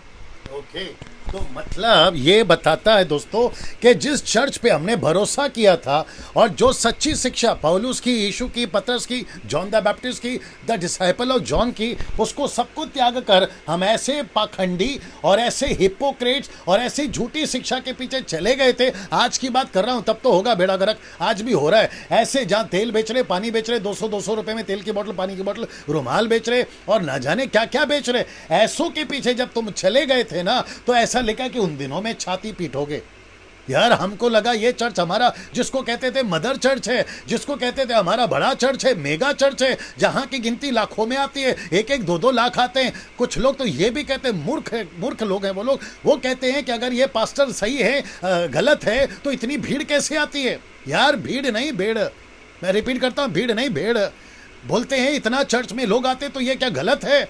तो यार तुम चिन्ह के पीछे क्यों भाग रहे हो? उनका वचन सही है, उनका जीवन सही है। ये देखिए ना, यीशु के पीछे भीड़ लाखों में नहीं थी। यीशु के पीछे भीड़ कभी 12 थी, कभी 70 थी। रोटी खाने वालों की भीड़ 1000 थी, चमत्कार की भीड़ 1000 थी। लेकिन जब सही शिक्षा की बात आती थी तो यीशु के पीछे इतनी भीड़ नहीं होती थी। यीशु के पीछे भेड़ें होती थी, नॉट भीड़, भेड़। ये समझिए।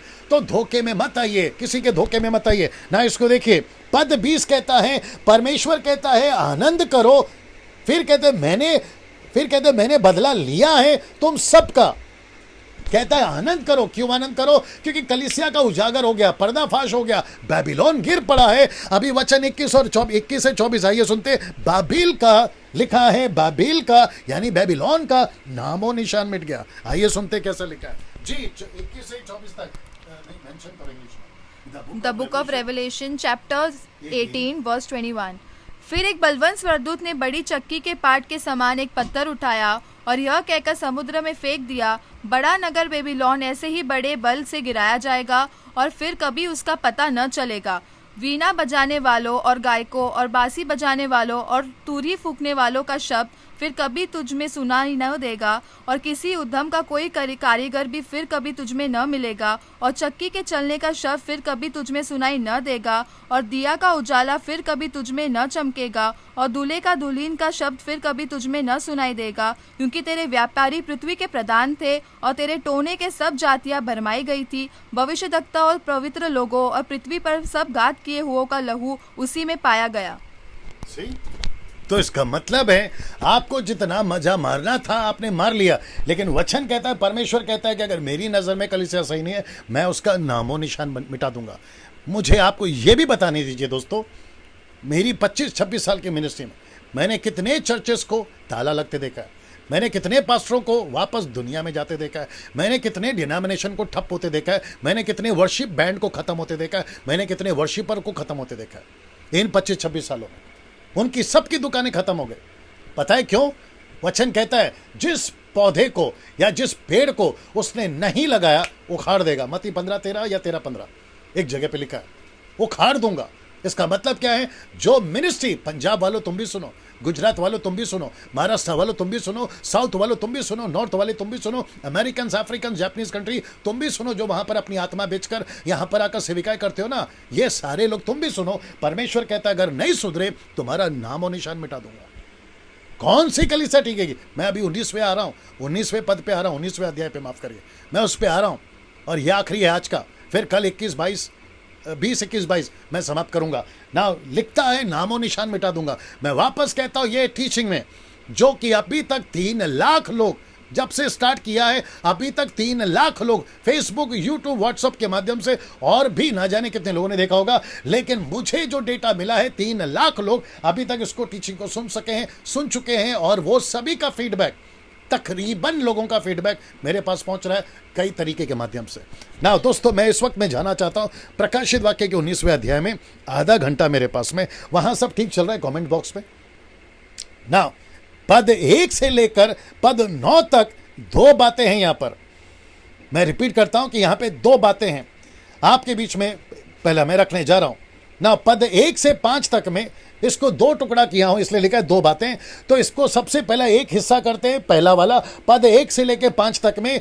यहां लिखा है कि बाबिल वेश्या यानी कि बेबीलोन वेश्या का अंत और स्वर्ग में इस बात की खुशी मनाना। आइए सुनते 1 से 5 तक जी, 1 से 5 तक फास्ट। इसके बाद मैंने स्वर्ग में मानो बड़ी भीड़ को ऊंचे शब्द से यह कहते सुना, हालेलुया, उद्धार और महिमा और सामर्थ हमारे परमेश्वर की है, क्योंकि उसके निर्णय सच्चे और ठीक है। उसने उस बड़ी वेश्या का, जो अपने व्यभिचार से पृथ्वी को भ्रष्ट करती थी, न्याय किया और उससे अपने दासों के लहू का बदला लिया है। फिर दूसरी बार उन्होंने कहा, हालेलुया, उसके जलने का धुआं युगान युग उठता रहेगा। तब 24 प्राचीनों और 4 प्राणियों ने गिरकर परमेश्वर को दंडवत किया, जो सिंहासन पर बैठा था, और कहा, आमीन, हालेलुया। तब सिंहासन में से एक शब्द निकला, हे हमारे परमेश्वर से सब डरने वालों दासों, क्या छोटे क्या बड़े, तुम सब उसकी स्तुति करो। पद 5 तक है ना जी ना। दोस्तों ये वचन पद 5 तक लड़की ने आपके लिए पढ़ दिया है ना। यहाँ पे कम से कम 2 से 3 बार, अगर मैं गलत नहीं हूं, एक शब्द रिपीट किया गया फर्स्ट टाइम यूहन्ना के, क्षमा करें, प्रकाशित वाक्य 19 अध्याय में, और वो शब्द है हालेलुया। ये जो शब्द है पहली बार कॉन्टेक्स्ट में अगर देखें तो इस्तेमाल हुआ है एक खुशी के रूप में। वो खुशी क्या है कि बेबीलोन जो सांसारिक कलीसिया है, कमर्शियल चर्च है, एंटी क्राइस्ट की चर्चेस है, आज भी ऐसे हैं जिसका जिक्र पहला यूहन्ना में कर चुका हूं। मैं आपको बता चुका हूं कि एंटी क्राइस्ट आज भी हैं, तो झूठी कलीसिया आज भी हैं। और जब जब झूठी कलीसिया का उजागर हुआ है, जब जब गलत शिक्षाओं का उजागर हुआ है, मसीह मंथन बैठक वालों, आप लोगों को इसलिए ऐड किया हूं इसमें क्योंकि हम लोग जैसे ही सब कुछ ठीक हो जाएगा भारत में, लॉकडाउन की बात कर रहा हूं, कोरोना वायरस की बात कर रहा हूं, हम लोग बहुत जल्द ऐसी हालेलुया वाली स्थिति को फिर से लेकर आएंगे। मतलब बहुत सारे गलत शिक्षाओं के जो गोलियात बन के मार्केट में घूम रहे, उन सबियों के लिए दाऊद तैयार करेंगे। वचन से मारना है उनको, वचन से मारना है, गलत शिक्षाओं को वचन से ठीक करना है। ऐसे लोगों की मैं बात कर रहा हूं। तो यहां पे पद 1 से लेकर 5 तक में लिखा है कि बाबिल वेश्या और उसका अंत यहां पे खुशी मनाया जा रहा है, और जिसको कॉन्टेक्स्ट में यूज किया गया हालेलुया। तो जब जब चर्च में या वर्शिपर्स, अभी से आप जब भी हालेलुया वर्ड यूज करोगे तो आपको समझना जरूरी है कि कुछ तो गलत टीचिंग को आपने ठीक कर दिया। आप हालेलुया बोलो, मुझे कोई दिक्कत नहीं है, लेकिन यहां पे कम से कम हालेलुया यूज हुआ है क्योंकि यहां पे गलत शिक्षाओं का अंत हो गया है, बाबिल का यहां पे अंत हो गया है ना। जितना डर, जी रुक जाइए, जितना डर शैतान से नहीं था, उससे कई ज्यादा डर गलत शिक्षाओं का था। मैं बताता हूं किस किस को, मैं रिपीट कर देता हूं कि जितना डर शैतान से नहीं था, याद रखो था, ये पास्ट टेंस वर्ड है, मतलब भूतकाल की बात हो रही है। तो जितना डर शैतान का नहीं था, उससे कई ज्यादा डर गलत शिक्षाओं का था। मैं आपको बताता हूं कौन कौन है वो चाहे कोई भी युग रहा हो पृथ्वी पर, रिपीट करता हूं, वो चाहे कोई भी युग रहा हो पृथ्वी पर, वो मूसा, जॉन द बैप्टिस्ट यानी यूहन्ना बपतिस्मा देने वाला, यीशु मसीह, आप खुद, पतरस और पौलुस, इन सब को डर था, शैतान का नहीं। मैं रिपीट करता हूं कि जितना डर शैतान से नहीं, उससे कई ज्यादा डर है गलत शिक्षाओं का।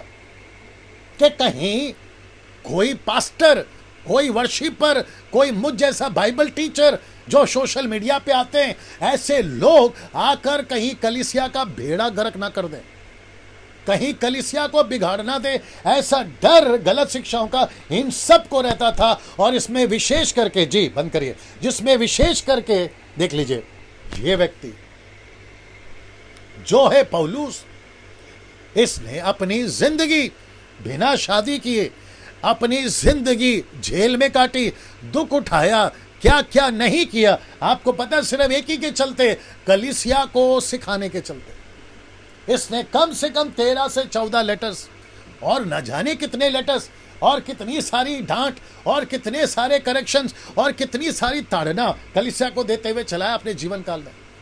आप सोच के देखिए ना, ऑन करो इसको भी, जी ना।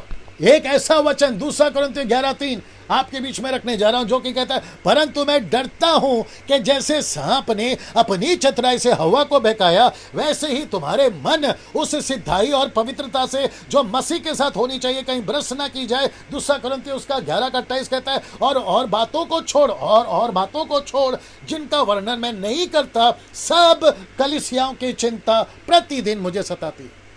तो ये व्यक्ति डरता है, सही, ये व्यक्ति डरता है ना। इसको देखते हैं पूरे बाइबल में और पूरे स्वर्ग को, मैं रिपीट करता हूं, पूरे बाइबल में और पूरे स्वर्ग को, ये देख लीजिए, इतना आनंद कभी भी रिकॉर्ड नहीं किया गया जो अभी पहले पद 18 का 1 से 5 लड़की ने पढ़ा था, उसको रिकॉर्ड किया गया, उसके पहले कभी नहीं किया गया। गलत शिक्षाओं वाली वेश्या अनंत काल के लिए मिट गई, उसको लेकर इतना रिकॉर्ड कभी नहीं हुआ। शब्द हालेलुया नहीं बोला गया, सिर्फ 19वें अध्याय में आया। क्यों? क्योंकि वेश्या गिर गई। वेश्या कौन है? गलत शिक्षा है। वेश्या कौन है? Commercial church. आज भी है कमर्शियल चर्च। अब आप सोच के देखिए, बहुत कुछ बोल सकता हूं, दिमाग में बहुत कुछ आ रहा है। ये सारी चीजें मैं आपके बीच में रखना चाह रहा हूं। मेरी कलीसिया यानी ग्रेस मिनिस्ट्री, मेरी कलीसिया का कॉन्टेक्स्ट समझिए, सबकी कलीसिया के बीच में मेरी कलीसिया बोलना पड़ रहा है, यीशु की कलीसिया वो बात अलग है। ग्रेस मिनिस्ट्री, आप लोग जो सुन रहे हैं, आपका पास्टर डैनियल राज आज 5-6 साल से क्यों चेंज हो गया, ये रीजन है। मसीह मंथन वालों, आपको कम से कम 1000 से भी ज्यादा मेंबर्स बन गए, आपको हम क्यों जोड़ रहे हैं, ये उसका कनेक्शन है। पूरे भारत में जितने वर्शिपर्स है, भारत के अंदर जो वर्शिपर्स लीडर्स है, जो मुझे जानते हैं, उनको खुद को पता है कि डैनियल राज जो पहले कव्वाली, सूफी, गजल, क्लासिकल, वेस्टर्न सब गाता था, वो अचानक से चेंज क्यों हो गया। ये उसका रीजन है, क्योंकि कुछ तो गड़बड़ है भारत के अंदर। जिसको थोमा लेकर आया था 2020 साल पहले, पहली सदी के 52वें साल में, उसका सुसमाचार मात्र 3 तक का फैला है भारत में, और उसमें भी गोंदड़, गोंदड़ समझते मराठी शब्द है, उसमें भी गड़बड़।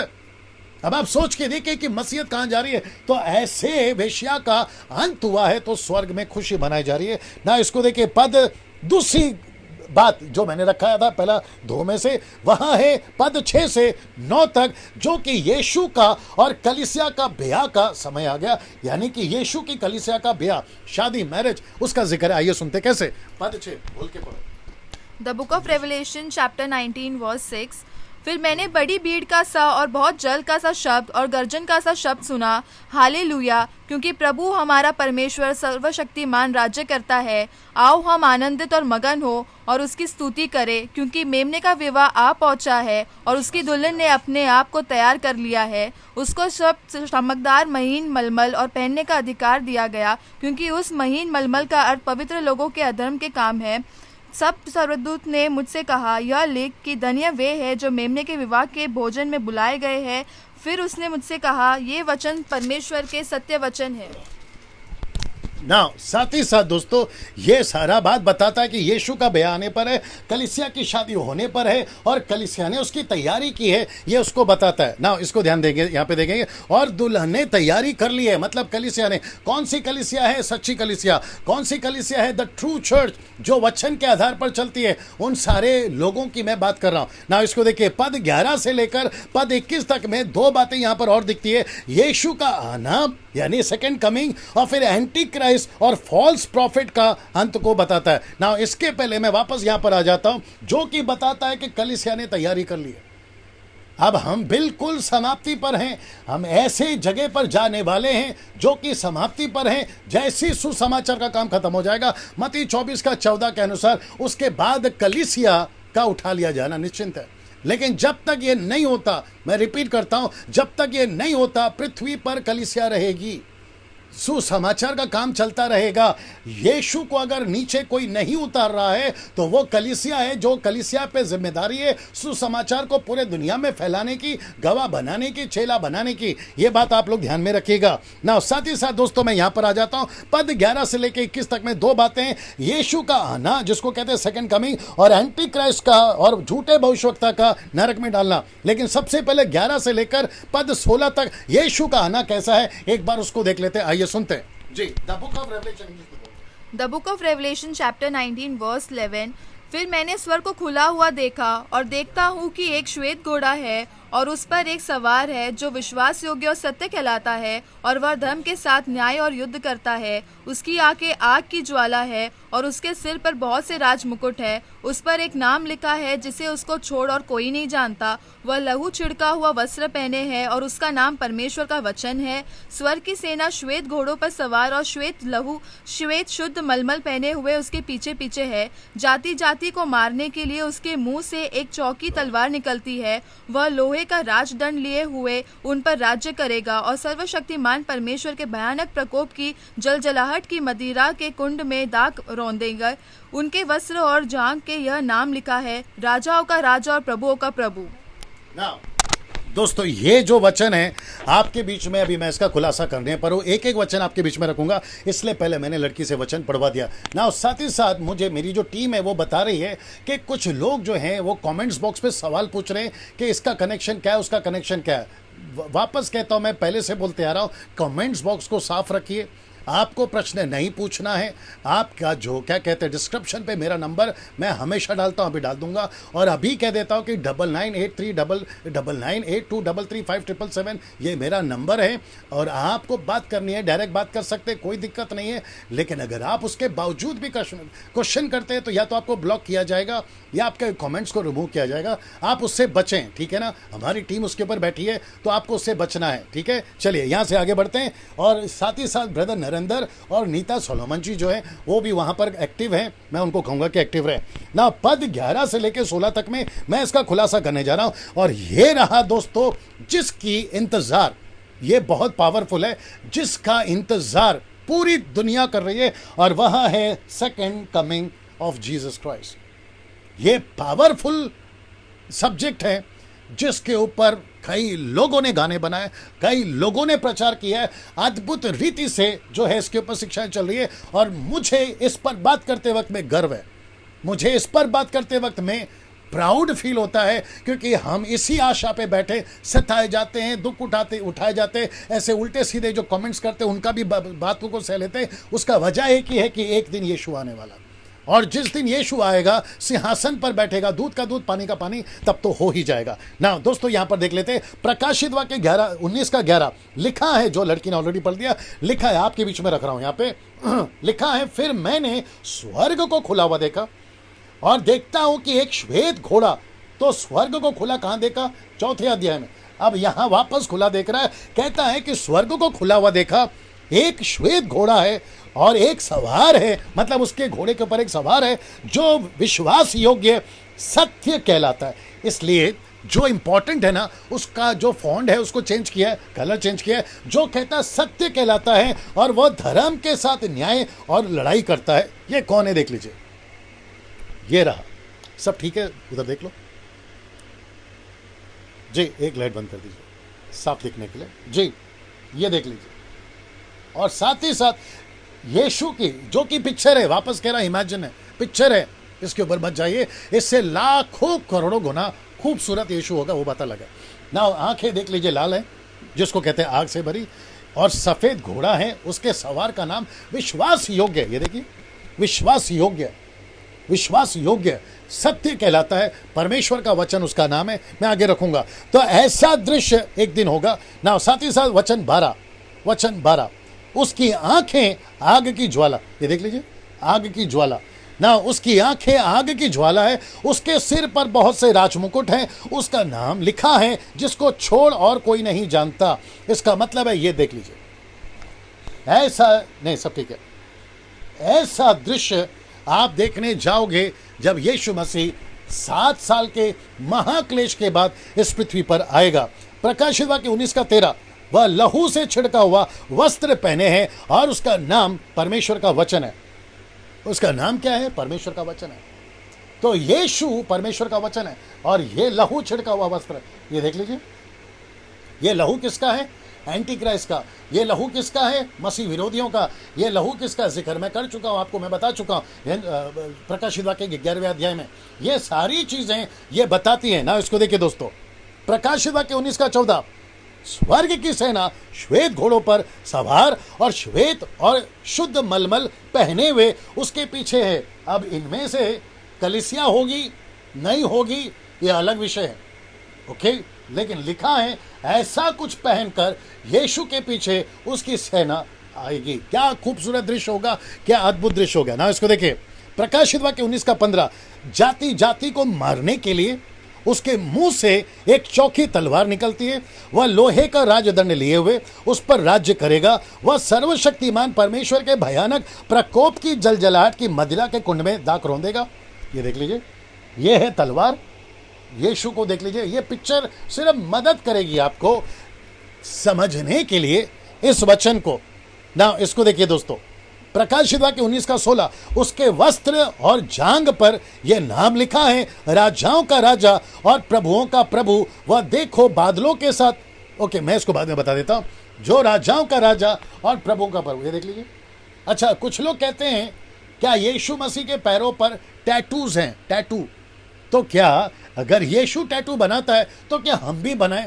कोई जरूरत नहीं है साहब, जैसे हो वैसे रहो, कोई जरूरत नहीं है टैटू बनाने की। बात यहाँ यीशु की हो रही है, ठीक है ना। ना इसको देखते हैं, उसके वस्त्र और जांग पर यह नाम लिखा है, राजाओं का राजा और प्रभुओं का प्रभु। ना यही दृश्य या वाक्य आपको कहां दिखता है? यहां, जब यीशु ने दर्शन दिया था यूहन्ना को। प्रकाशित वाक्य के साथ क्या लिखा है? देखो वह बादलों के साथ आने वाला है, हर एक आंख उसे देखेगी, वरना जिन्होंने उसे बेदा था वे भी उसे देखेंगे, पृथ्वी के सारे कुल उसके कारण छाती पीटेंगे। लिखा है हाँ आमीन। इसका मतलब है ऐसा ही हो। चित्र देख लीजिए जी, देखो लाइट देख लो जी, ये देख लीजिए, ये देख लीजिए। अच्छा क्या लिखा है पता है? बड़े ध्यान से सुनना। मुझे हंसी भी आई है इसको पढ़ते वक्त में। यीशु है, कुछ भी कर सकता है।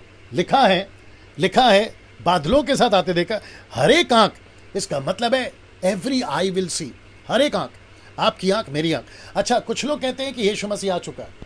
अगर यीशु मसीह आ चुका है तो फिर मेरी और आपकी आंखों ने क्यों नहीं देखा? इसका मतलब क्या मालूम है? अगर हम मुर्दे हैं तो हमको ऐसा उठाकर दिखाएगा, देखो मैं आ गया। अगर हम यीशु के साथ में कलीसिया हैं तो हमको तो साक्षात दिखाएगा। और लिखा है, अब ये जो देख लो, लिखा है जिन्होंने उसे भेदा था। किसने भेदा था? वो पंजर के साथ में। यीशु उसको भी उठाएगा मुर्दों में से। बेटा मेरे को भेदा था ना, ये देख मैं आ गया। अद्भुत है, यीशु कुछ भी कर सकता है। लिखा है कि हर एक आंख उसे देखेगी। अगर हर एक आंख उसे देखेगी, हिंदू की आंख देखेगी, मुस्लिम की आंख देखेगी, क्रिश्चियंस की आंख देखेगी, पारसी की आंख देखेगी, बुद्धिस्ट की आंख देखेगी, अमीर की, गरीब की, सब की आंख देखेगी। यीशु मसीह बादलों पर इस तरीके से आ रहा होगा। सिद्धस कितना खूबसूरत वो नज़ारा होगा। मैं उन सभी को हिम्मत देना चाहता हूँ। मैं उन सभी को कहना चाहता हूँ, अगर आप हताश हो गए, एक दिन यीशु आएगा। मिनिस्ट्री से थक गए हैं, इंतजार करो, एक दिन यीशु आएगा। आपको सताव सहना पड़ रहा है, वेट करो, यीशु एक दिन आएगा। आप कर्जे में डूबते जा रहे हैं, वेट करो, एक दिन यीशु आएगा। आपको घर पे सता रहे हैं, आपका पति पत्नी सता रहा है, बच्चे माँ बाप सता रहे हैं, ऐसा कोई भी क्लेश से गुजर रहे, एक दिन यीशु आएगा, उसकी इंतजार करो। पतन नहीं कर लेना, बैकस्लाइड नहीं हो जाना, संसार में नहीं चले जाना, मसीह का प्रेम को ठंडा नहीं करना ना। इसको देखिए, अब आप लोग सोच रहे होंगे डैनियल भाई ये क्या है? यहाँ स्वर्गदूत है, यहाँ पर उकाब है, यहाँ पे पक्षियाँ हैं। अब आप सोच रहे होंगे ये क्या है? बड़ा मज़ा आएगा सर, मैं आपको बताता हूँ ये क्या चीज़ है। ये एरो देख लीजिए पहले, और ये वचन पढ़िए अभी जो कहता है 19 का 17, द बुक ऑफ रेवलेशन 19:17 कहता है कि फिर मैंने एक और स्वर्गदूत को सूर्य पर खड़े हुए देखा।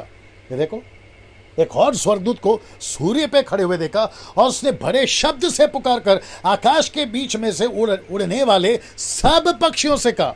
ये देखो, सब पक्षियों से कहा। उसने क्या कहा ये बताता हूं। सब पक्षियों से कहा कि आओ परमेश्वर की बड़ी ब्यारी के लिए इकट्ठे हो जाओ, जिसको कहते हैं सेपर्ड मतलब मेज, खाना।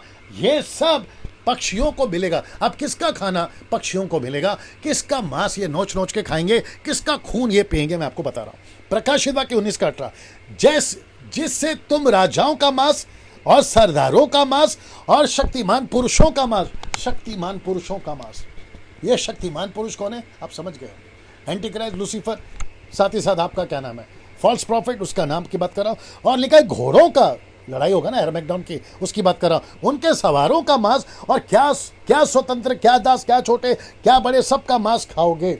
और इसी को भविष्यवाणी के तौर पे हेzekiel की पुस्तक, अच्छा इसको गड़बड़ कर दिया, हेzekiel की पुस्तक में 38-39 अध्याय में आप इसको देख सकते हो, जिसकी भविष्यवाणी ऑलरेडी हो चुकी है।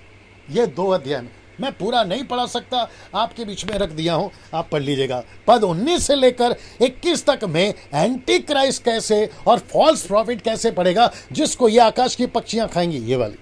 आइए आपके बीच में वो भी रख देता हूं। आइए सुनते हैं पद 19 से लेकर 21 तक में, आइए सुनते हैं जी। फिर मैंने उस पशु और पृथ्वी के राजाओं और उनकी सेनाओं को उस घोड़े के सवार और उसकी सेना से लड़ने के लिए इकट्ठे देखा। वह पशु और उसके साथ वह झूठा भविष्यद्वक्ता पकड़ा गया, जिसने उसके सामने ऐसे चिन्ह दिखाए थे जिनके द्वारा उसने उनको भरमाया, जिन पर उस पशु की छाप थी और जो उसकी मूर्ति की पूजा करते थे। ये दोनों जीते जी उस आग की झील में जो गंधक से जलती है डाले गए। शेष लोग उस घोड़े के सवार की तलवार से जो उसके मुंह से निकलती थी मार डाले गए, और सब पक्षी उनके मांस से तृप्त हो गए।